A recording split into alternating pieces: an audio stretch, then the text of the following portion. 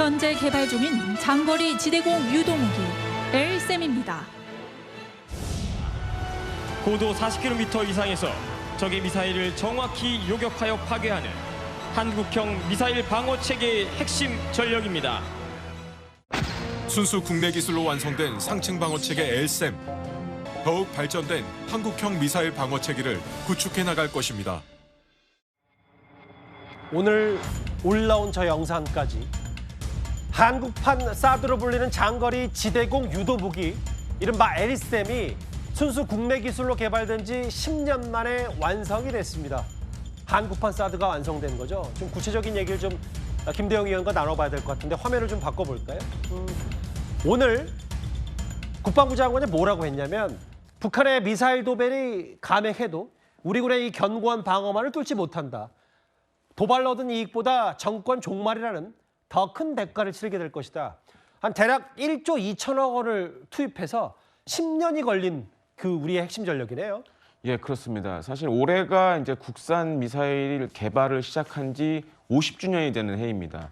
그래서 올해 10월 1일 국군의 날에도 세계 최대의 재래식 탄두를 가진 현무5가 공개돼서 세계를 놀래킨 바가 있는데 이 LSAM도 사실 우리 국산 미사일의 최대 성과 중에 하나라고 할 수 있겠습니다. 예. 특히 이제 중요하게 말씀드리고 싶은 게 방금 이제 한국판 사드 얘기하셨잖아요. 예.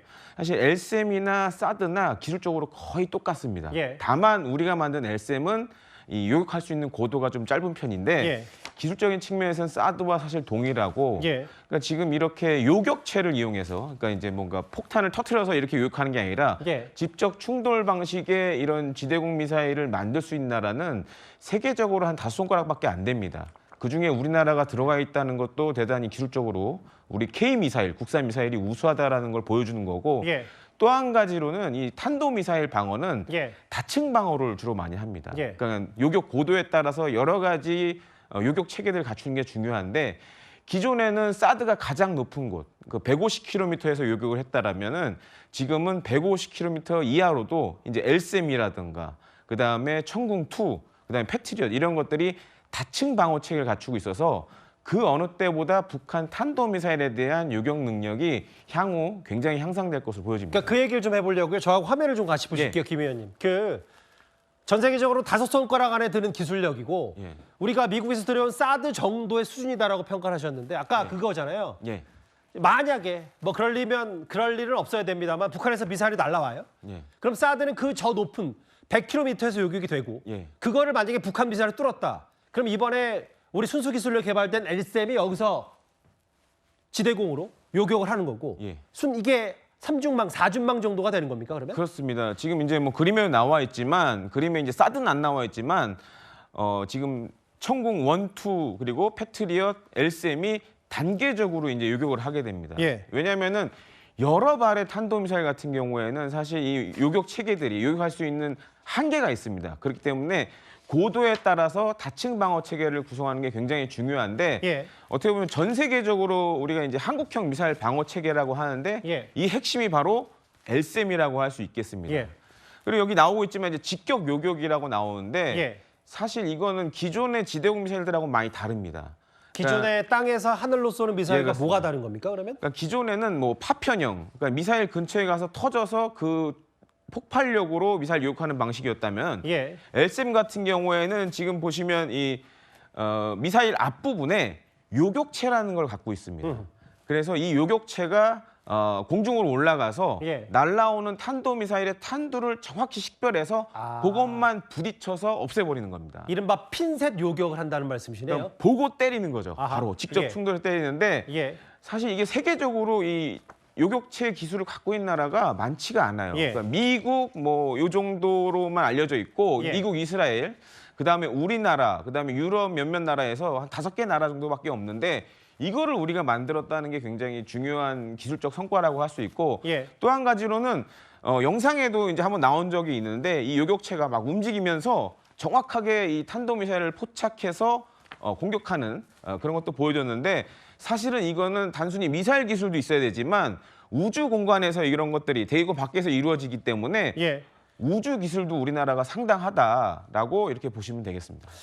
그 선진국만 보유한 그러니까 군사 강국만 보유한 직격 방식을 LSM이 10년 동안 여러 우리 순수 기술로 해서 완성을 시킨 거고 목표물을 완전히 파괴하는 이 직격 요격과 적외선 연상 탐지기 이런 부분도 있다. 비교를 한번 해보고 싶은 게 뭐냐면 군사 강국 이스라엘 하면 최근에 뭐 여러 이란과의 대척점도 있고 계속해서 헤즈볼라와의 전면전이 있었기 때문에 이스라엘이 자랑하는 그 방공망 아이언돔을 한번 봐야 될 것 같거든요. 저 아이언돔 그러니까 저게 지금 터지는 부분들이 사실은 미사일이 왔을 때 요격당하는 모습인데 김 의원님. 예. 그렇죠. 이게 우리가 이번에 10년 만에 한국판 사드를 완성한 이 LSM과 이스라엘의 아이언돔 방공망을 비교하면 어느 정도 될까요? 아이언돔 같은 경우는 사실은 그 탄도미사일을 요격하는 것보다 예. 날라오는 로켓탄이나 포탄을 요격하는 데 이제 주로 핵심이 맞춰져 있습니다. 아하. 그리고 이제 파편형으로 되기 때문에 가까운 근처에 가서 이 아이언돔이 터지면서 예. 포탄이나 이 로켓탄을 이제 요격하는 개념이고요. 반면에 LSM은 탄도미사일 요격에 좀 특화되어 있다고 보시면 되겠고 오늘 공개는 안 됐지만 또 LSM은 또 한 가지 또 다른 미사일도 하나 갖고 있습니다. 이제 항공기 요격할 수 있는 미사일도 향후에 추가가 되는데요. 예. 이거 같은 경우에는 사거리가 한 100km가 넘어가기 때문에 예. 만약에 군사 분계선 인근에 LSM이 있다 그러면 뭐 개성이라든지 평양 근처에 있는 항공기도 직접 요격이 가능한 그런 또 기능이 향후에 추가될 걸로 보여지고요. 예. 또 한 가지는 지금 사실 이제 해외에서 예. LSM에 관심을 갖고 있는 나라들이 특히 많습니다. 아 그래요? 그래서 뭐 UAE라든가 사우디아라비아 같은 경우에는 우리나라에서 천궁2 지대공 미사일을 수입해 갔는데 향후에 이 LSM도 지금 구매 대상에 올라 있습니다. 왜냐하면은 UAE나 사우디아라비아 같은 경우에 이란의 탄도 미사일 위협을 직접적으로 받고 있기 때문에 예.